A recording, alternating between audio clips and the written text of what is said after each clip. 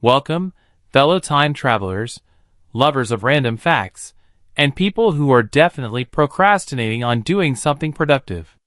Today, prepare yourself for a bubbly, slippery, and surprisingly scandalous journey through the history of one of humanity's greatest inventions, the bathtub. Think about it. Right now, there's probably a bathtub somewhere in your house. Maybe it's pristine white, filled with lavender-scented bubbles, or maybe it's just where you store laundry you pretend you'll fold later. Either way, have you ever stopped to wonder, how did we even end up with this giant water bowl for humans?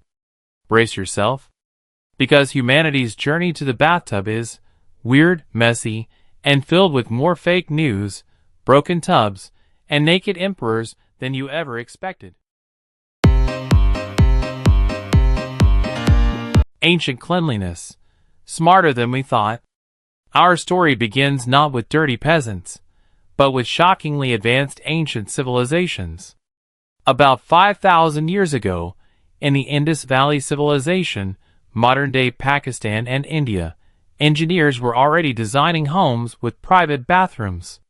Yes, while Europe was still figuring out how not to trip over its own tunics, the folks of Mohenjo-Daro had drainage systems, waterproof brick floors, and private bathing areas. Imagine it, you're an ancient Indus merchant. Long day trading spices. You come home, step into your personal stone bath, and rinse away the dust, while your goat watches judgmentally from the corner. Meanwhile, across the sea on the island of Crete, the Minoans weren't messing around either. Around 1500 BCE, they had bathtubs made of ceramic, stunningly similar to modern tubs. Archaeologists actually found one. It's curvy, stylish, frankly, more aesthetic than half of modern bathrooms. Even the Egyptians were in the game. Cleopatra didn't just bathe in milk for Instagram clout. Okay, ancient hieroglyphs, but bathing was tied to health, beauty, and religious purity. Wealthy Egyptians had stone or alabaster tubs filled with scented water, oils, and, rumor has it, donkey milk. That's right. Somewhere, an Egyptian farmer was milking a very confused donkey for a spa day. Greek oily adventures and Roman water parks. Let's glide gracefully, or slip awkwardly, into ancient Greece. The Greeks were hygiene enthusiasts, but had unusual methods. Instead of soap, they'd slather themselves in oil, then scrape it off with a curved metal tool called a strigil. Yes, that's right, a glorified spatula for your body. Athletes did this daily. Imagine the Olympic Village, glistening, slippery men everywhere, scraping oil and sweat, while discussing philosophy like, "Bro, does existence even exist?" Then came the Romans, the undisputed kings of bathing culture. Their public bathhouses, or thermae, were massive. We're talking heated floors, saunas, cold plunge pools, libraries, snack bars, gardens, massage parlors. Basically, a Roman version of an all-inclusive spa resort meets gossip hub. And here's the wild part, everyone went. Rich, poor, slaves, senators, all soaking together. It was a place to do business, share gossip, or awkwardly avoid making eye contact with your boss while both of you are completely naked. Romans had home bathtubs too, usually metal or marble, but public baths were the center of daily life. "Et2, brute? Pass me the loofah." The Great European Hygiene Meltdown. Then, everything collapsed. The Roman Empire fell. And so did Europe's bathing habits. Welcome to the Middle Ages, also known by historians as the Dark Ages, and by nose historians as the really stinky ages. Europeans grew deeply suspicious of water. Doctors claimed bathing could open your pores, allowing diseases, or worse, demons, to sneak in. Churches declared bathhouses dens of sin. After all, If men and women were bathing together, scandalous things might happen. Spoiler, they often did. Public bathhouses were shut down. People swapped water for perfume. Lots of perfume. Oceans of perfume. France, in particular, embraced this. Why do you think French perfume became famous? Because people were essentially marinating in it. Fun fact, it was perfectly normal in 14th century France for royalty to bathe once a year. And even then, it was considered excessive. There are even records of kings complaining about bathing. King Louis XIV of France supposedly bathed only 3 times in his entire life. Meanwhile, on the other side of the world, in Japan, the culture of daily bathing flourished. Entire communities revolved around public hot springs, onsen, and bathhouses, sento. Bathing was not just for cleanliness, it was spiritual, social, and a way to relax. In Iceland, locals happily soaked in geothermal hot springs, even in the dead of winter. Sitting in steaming water while snow falls around you? Pure magic. Meanwhile, back in Europe, folks were busy inventing powdered wigs to hide the lice. The Victorian comeback. Bathtubs with claws. Fast forward to the 19th century.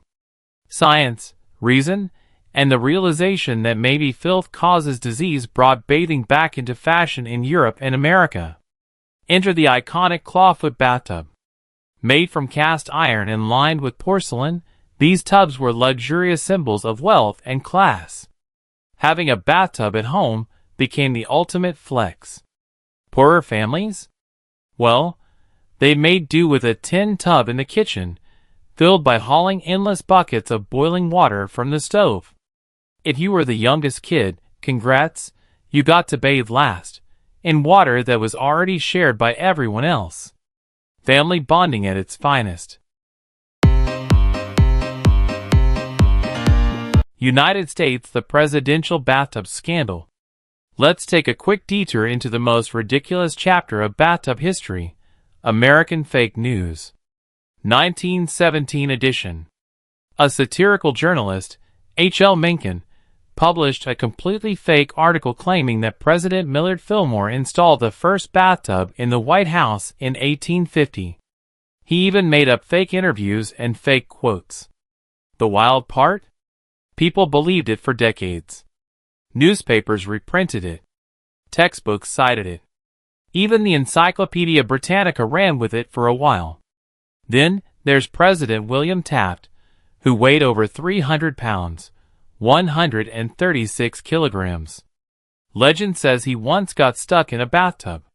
Is it true? Maybe. But what's definitely true is that the White House ordered a custom bathtub so big, it could fit 4 full-grown men. Somewhere out there is a bathtub that's been the setting for both international diplomacy and the world's most awkward group bath.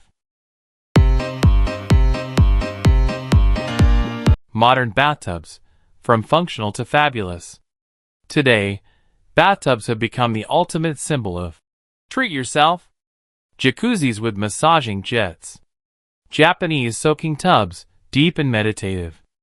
Infinity tubs that spill over into luxury pools.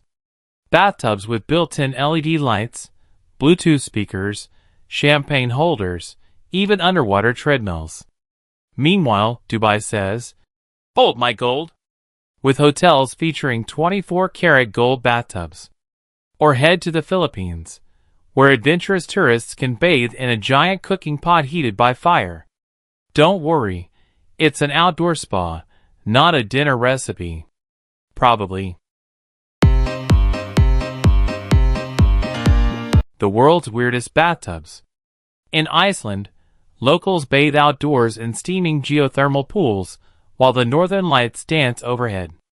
In Italy, tourists jump into the stunning Grotta della Poggia, a natural sea cave bathtub carved by waves. In Germany, certain spas let you soak in giant wooden tubs filled with beer or wine. Yes, beer baths are a thing.